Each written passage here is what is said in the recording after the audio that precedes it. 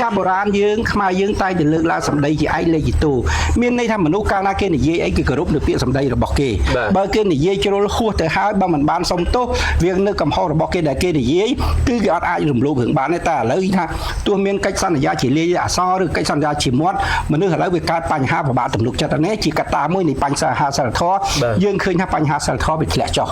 គ្រប់សពទាំងអស់នៅបញ្ហាហ្នឹងអញ្ចឹងរហូតដល់នៅពេលដែលយើងខ្ចីលុយអញ្ចឹងហេតុអីបានមានរឿងការខ្ចីលុយខ្លះចំនួនទឹកប្រាក់ដែលនៃបំណុលនឹងរឿងតិចតួចទេប៉ុន្តែរហូតដល់សម្លាប់នៃជីវិតមនុស្សមួយបានមនុស្សដែលរស់នៅជាងគេដែលសំខាន់គឺចង់រស់គឺចង់ឲ្យជីវិតរស់ប៉ុន្តែការខិតខំខ្លះសកម្មភាពរបស់មនុស្សខ្លះដែលយើងមិនបានគិតពីទង្វើរបស់ខ្លួនអាចជាហេតុនាំឲ្យបង្កើតនៃទង្វើមួយប៉ះពាល់ដល់អាយុជីវិតប៉ះពាល់ដល់អាយុជីវិតជាក់ស្ដែងនៅថ្មីនេះដូចជាក្មួយស្រីម្នាក់ដែលថាអ្នកទាបំណុលគេហៅថា CEO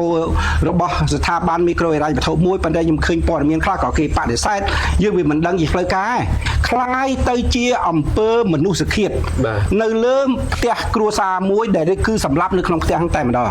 ឥឡូវយើងឃើញម្សិលមិញម្សិលថ្ងៃនេះគឺជនដែលសង្ស័យជាឃាតករនេះសម្លាប់ស្ត្រីនឹងនៅក្នុងដីរបស់ខ្លួនហើយបានសម្លាប់នោះគេត្រូវបានចាប់ខ្លួនបាននេះបញ្ហាទាំងអស់នេះយើងដោយសារអីដោយសារបញ្ហាយន្តការសង្គមពេលដែលមានវិវាទអីកើតឡើងយន្តការតុ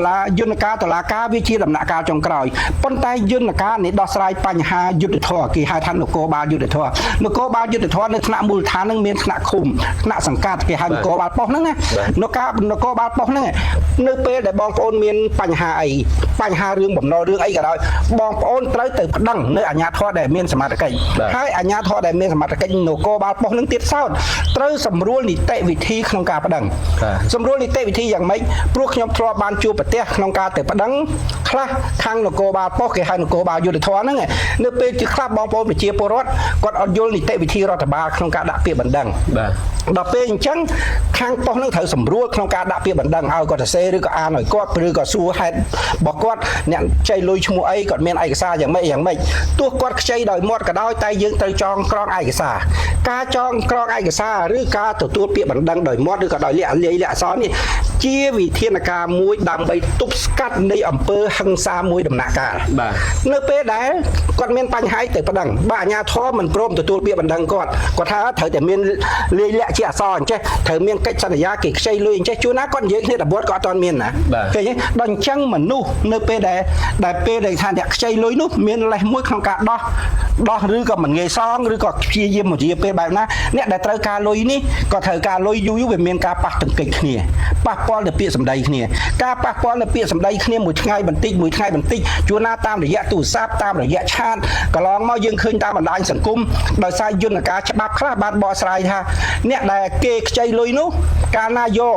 រូបគេមកផុសពីរឿងម្ចាស់លុយហ្នឹងអ្នកដែលខ្ចីលុយហ្នឹងត្រូវចោទថាអ្នកនោះបំពានទៅលើសិទ្ធិឯកជនរបស់គេឃើញទេអ្នកខ្លះគាត់ខឹងពេកទៅទារលុយបានគាត់ថាប្រកាសពីឈ្មោះនេះជាពាក់លុយផុសជាសាធារណៈអញ្ចឹងដោយសារអីដោយសារយន្តការនៃដំណោះស្រាយគេហៅថានៅថ្នាក់មូលដ្ឋានហ្នឹងអត់បានជួយសម្រួលដល់គាត់អត់មានលទ្ធភាពអីធ្វើបានសម័យបណ្ដាញសង្គមសម័យបច្ចេកវិទ្យាមានតែផុសផ្សព្វផ្សាយពីថាបុគ្គលនេះបានភូតភរគាត់បោកប្រាស់លុយគាត់អីចឹងខ្ចីលុយគាត់មកសងចេះមួយចេះពីរហើយបុគ្គលមួយទៀតថាបានថាមកគម្រាមកំហែងចេះមួយចេះពីរឃើញទេបញ្ហាទាំងអស់ហ្នឹងយើងសរុបមកវិញជាវិបត្តិសង្គមដែលយើងត្រូវនាំគ្នាដោះស្រាយមុនដំបូងគេគឺមានតែអាជ្ញាធររដ្ឋសមត្ថកិច្ចរដ្ឋបាលរបស់រដ្ឋទេដែលអាចដោះស្រាយបានការដោះស្រាយខ្លះវាមានការសម្រុះសម្រួលជាឯកជនតាមរយៈមិត្តភ័ក្តិស្គាល់គ្នាជួយសម្រុះសម្រួលប៉ុន្តែរឿងខ្លះវាអត់បានតែបើរឿងខ្លះដោះស្រាយបានក៏ល្អដែរតែដើម្បីទប់ស្កាត់នៃអំពើហិង្សារហូតដល់សម្លាប់អាយុជីវិតគ្នាហើយរឿងហ្នឹងមានច្រើនណាស់អាជ្ញាធរមានសមត្ថកិច្ចហ្នឹងត្រូវមានយន្តការធានាដោះស្រាយនៅបញ្ហាបឋមដូចខ្ញុំនិយាយខាងដើមហ្នឹងបឋមមានន័យថាអ្នកដែលមានរឿងអីទៅប្តឹងនៅនគរបាលប៉ុស្តិ៍ឃុំប៉ុស្តិ៍សង្កាត់អញ្ចឹងមន្ត្រីនគរបាលយុទ្ធធរប៉ុស្តិ៍ឃុំសង្កាត់ហ្នឹងត្រូវផ្ដើមចងក្រងឯកសារថាបុគ្គលកខនេះគាត់មានបញ្ហាជាមួយគ្នាអញ្ចឹងសម្រុះសម្រួលដាក់លក្ខខណ្ឌលើកទី1លើកទី2អាចឲ្យមកប្តឹងម្ដងលើកទី1លើកទី2ហើយចាំមានយន្តការបន្តដើម្បីទប់ស្កាត់នៃអំពើហិង្សាហើយយើងការដោះស្រាយហ្នឹងធម្មតាទេយន្តការនៃដោះស្រាយហ្នឹងគេមានការហាម5អ្វី